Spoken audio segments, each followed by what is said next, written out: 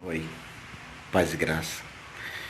Eu sou o Valnei Patrocínio e esta é a minha argumentação bíblica e pentecostal.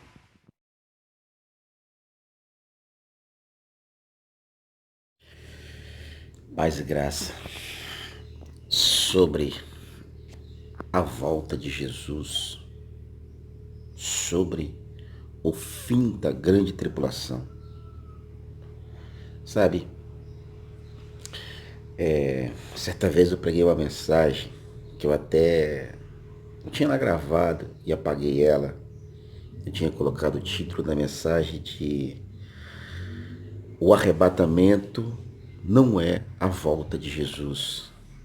Aí que eu percebi que muitas pessoas ficaram escandalizados com a mensagem. No caso, escandalizados no próprio culto em si.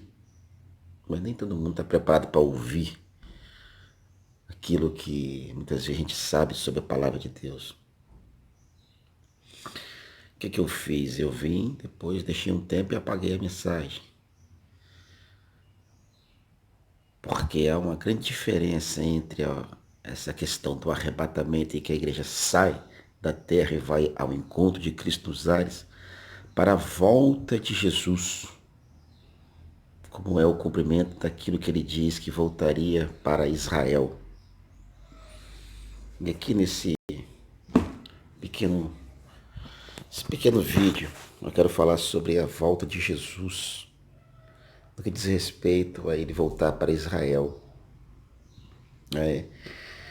A Bíblia fala que ele vem com seus santos e ele vai livrar Israel.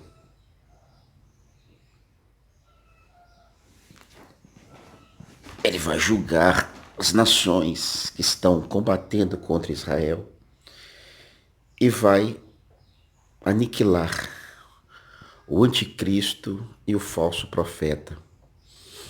Eu já vi alguns filmes, creio que muitas pessoas também já viram filmes, tipo um filme chamado Armagedon, uma batalha grande entre Jesus, o anticristo e o falso profeta. Tem também aquele, só que o Deixados para Trás, eu não cheguei a ver uma definição. Eu só vi o 1 e o 2. Eu não cheguei a ver uma definição de como seria essa volta de Jesus. Mas é Meguido, acho que é o nome do filme. Eu falei Armagedon, mas o nome do filme é Meguido. Narra uma batalha muito grande. Só que a Bíblia, cara, a dimensão de quem é Jesus, quem é o anticristo, quem é Satanás, cara, é uma inferioridade tão grande no que diz respeito a Jesus. Sabe, as pessoas confundem a encarnação de Jesus com tudo o mais daquilo que realmente é Jesus. Jesus, ele se encarnou como um homem, com limites de tempo e espaço, por causa do projeto divino, em que ele viria como um sacrifício para a remissão dos nossos pecados. Mas concluída esta obra, remindo o ser humano, Jesus voltou para os céus em ascensões e ele é novamente com toda a sua glória, com todo o seu poder. E quando ele voltar, tem gente, né, que acha que quando Jesus voltasse de novo, as pessoas fariam a mesma coisa. Não, ninguém vai fazer a mesma coisa com Jesus. E quando ele voltar, ele vai voltar com poder e grande glória, como é o poder que ele tem. E o texto de Tessalonicenses diz que com um assopro,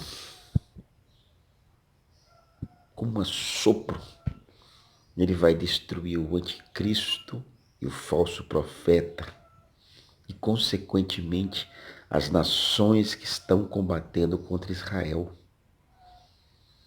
Claro que no texto de Tessalonicenses, segundo Tessalonicenses, sobre o assopro, fala que nisso ele aniquila o anticristo e o falso profeta. Essa parte é uma extensão do que eu estou falando sobre as nações. Porque também as nações são inferiores, cara. Nós estamos falando de Deus. Jesus Cristo é Deus. Jesus Cristo é Deus. Não vai ter um combate, as pessoas vão estar tentando atirar nele. Mano, não tem esse papo. Quando ele voltar com o resplendor da sua glória, ele vai desfazer tudo isso. Sim, ó. Um instante. Tudo é aniquilado, tudo é jogado por terra.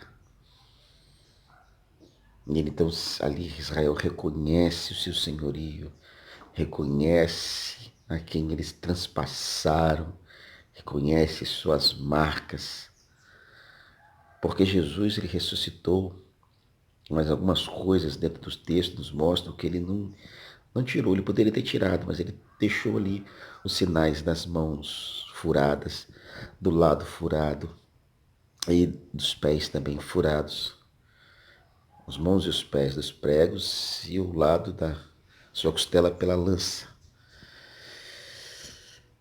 E ele será reconhecido. Haverá um grande lamento, um grande pesar, um grande arrependimento e uma grande conversão de Israel, finalmente. E as nações que lutaram a favor de Israel, entrarão nessa satisfação.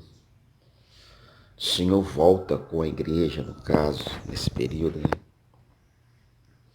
Que essas são diferenças entre o período do arrebatamento e o período da volta de Jesus.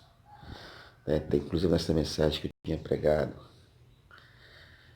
eu faço essa explicação da diferença do arrebatamento e a diferença da volta de Jesus.